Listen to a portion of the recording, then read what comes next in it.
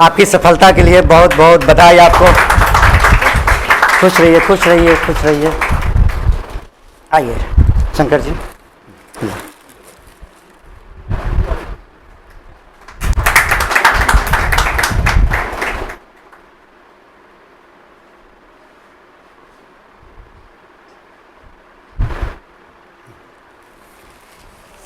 आइए, और आगे बढ़िए आप।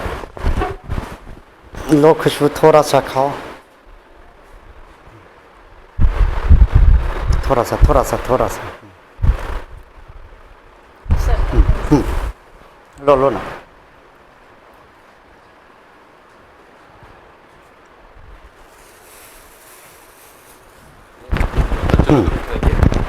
अच्छा, बच्चे को खाना दीजिए।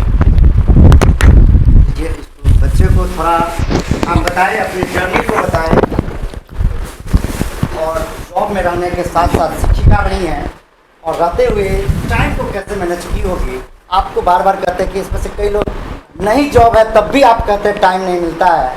ये इतने बिजी शेड्यूल में भी अपने को सफलता तक पहुंचाई है, तो इसके लिए खुशबू को फिर से हम बहुत बहुत धन्यवाद, मुबारक और शुभकामनाएं देते हैं।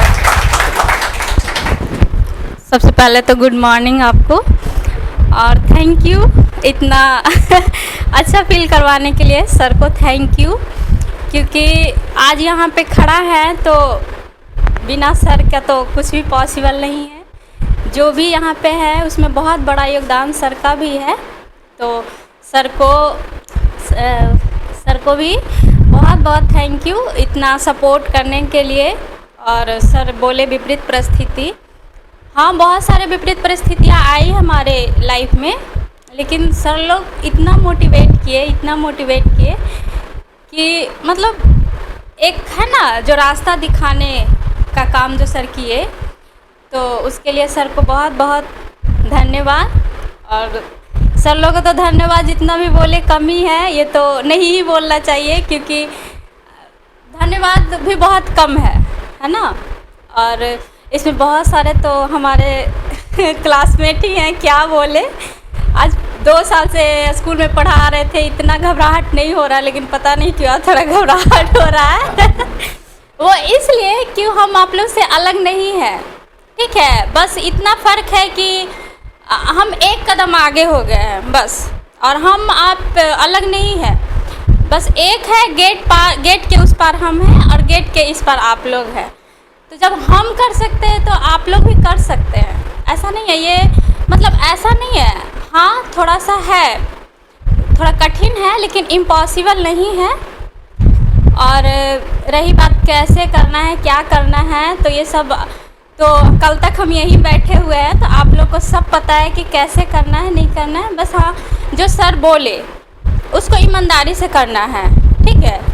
जो भी सर बोले एकदम मतलब उसको रामबाण की तरह जैसे सर बोले वैसे करना है, क्योंकि एक राह दिखाते हैं सर इतना अच्छा, मतलब ऐसा नहीं है कि आपको यहाँ डाइवर्ट किया जाता है। जैसे सर बोले, चाहे सर के बारे में क्या ही कहना, पीटी में जैसे सर एक एक मतलब तोड़ के जो क्षेत्र में बांट के बताते हैं सर, तो उसको एकदम जैसे सर बोले वैसे ही करते जाना है, ईमानदारी से करना है। जैसे 64वीं समय से ही हम सर से जुड़े हुए हैं। मेंस का जितना भी है सर का ही देन है कि कैसे लिखना है। हम लोग याद है 8 AM से 8 PM भी बैठे हैं हमारे साथ। ये लोग भी थे, सोनी दीदी है, साकिब है, और उनका नाम ही भूल गए, सोनम है, हाँ।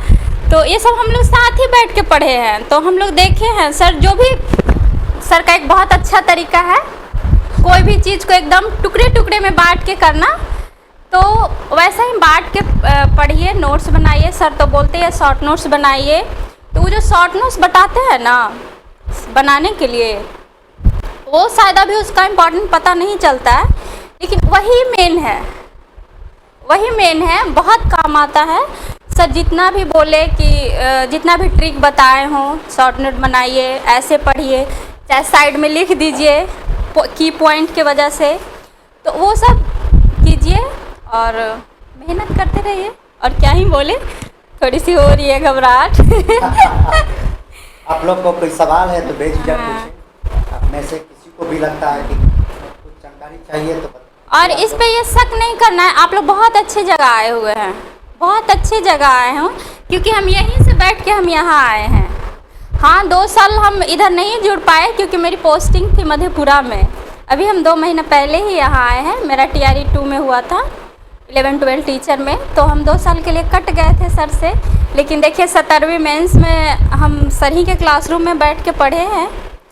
तो ऐसा नहीं, आप लोग बहुत अच्छे जगह हैं, जैसे सर कहते हैं वैसे करते जाइए और ईमानदारी से। मतलब आप झूठ किससे बोलिएगा, सर से तो नहीं बोलिएगा ना, अपने आप से झूठ बोलिएगा। सर अगर 10% कहते हैं तो आप 15% कीजिए, 9% मत कीजिए, क्योंकि वो सर को धोखा देना नहीं हुआ।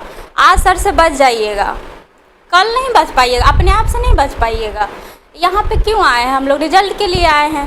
अगर जिस चीज़ के लिए आए हैं उसी चीज़ को हम लोग धोखा देंगे तो बात तो नहीं बनेगी।